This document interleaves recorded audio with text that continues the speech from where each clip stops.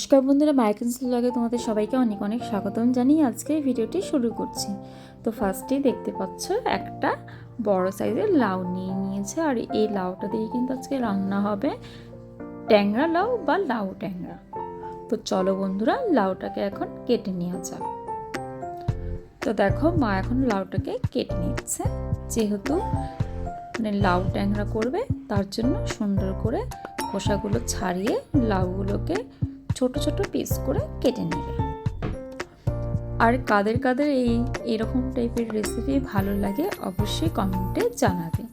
আর শীতকালে তো এরকম লাউ ট্যাংরা খেতে তো খুবই দারুণ লাগে। দেখো বন্ধুরা, আমার লাউটাকে খুব সুন্দর করে কেটে নিচ্ছে, একদম কাটা কমপ্লিট। এখন কিন্তু এটাকে ভালো করে ধুয়ে নিতে হবে।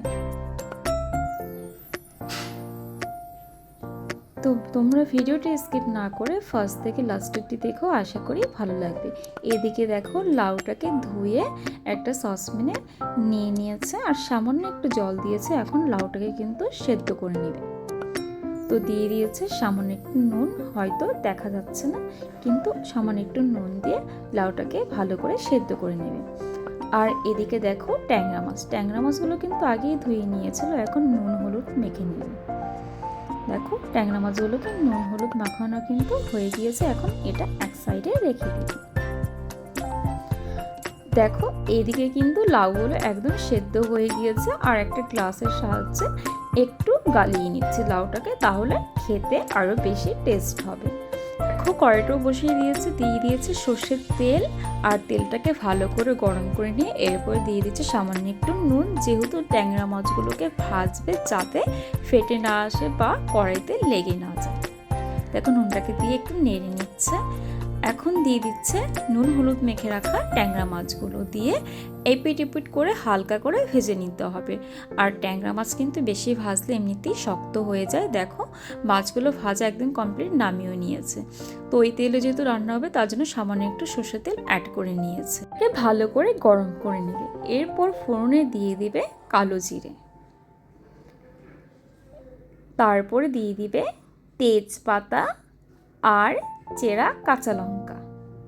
তোমরা চাইলে ফোড়নে শুকনো লঙ্কাও অ্যাড করতে পারো। দিয়ে দিচ্ছে সামান্য একটু হলুদের গুঁড়ো, যেহেতু হলুদের গুঁড়ো বেশি পড়লে ভালো লাগবে না, তার জন্য সামান্য একটু দিয়েছে। আর সেদ্ধ করে রাখা লাউটাকে দিয়ে দিয়েছে। এখন লাউটাকে দিয়ে একটু ভালো করে নেড়ে নিচ্ছে। তো বন্ধুরা, আমাদের ভিডিওটি কেমন লাগে তোমাদের কাছে অবশ্যই কমেন্টে জানিও। আর দেখো, দিয়ে দিচ্ছে আদা বাটা আর ভেজে রাখা মাছগুলো। এখন মাছগুলো আর আদা বাটাকে দিয়ে একটু ভালো করে নিয়ে নিচ্ছে, যাতে এর সাথে ভালোভাবে মিশে যায়। এখন এটাকে কিছুক্ষণের জন্য হতে দেবে। এরপর নামানোর কিছুক্ষণ আগে দিয়ে দিবে জিরের গুঁড়ো। দেখো, জিরের গুঁড়ো দিয়ে দিয়েছে। দিয়ে দিবে ধনেপাতা কুচি আর কাঁচা লঙ্কা দিয়ে একটু নেড়ে নিলেই কিন্তু হয়ে গেল লাউ ট্যাংরা, একদমই রেডি।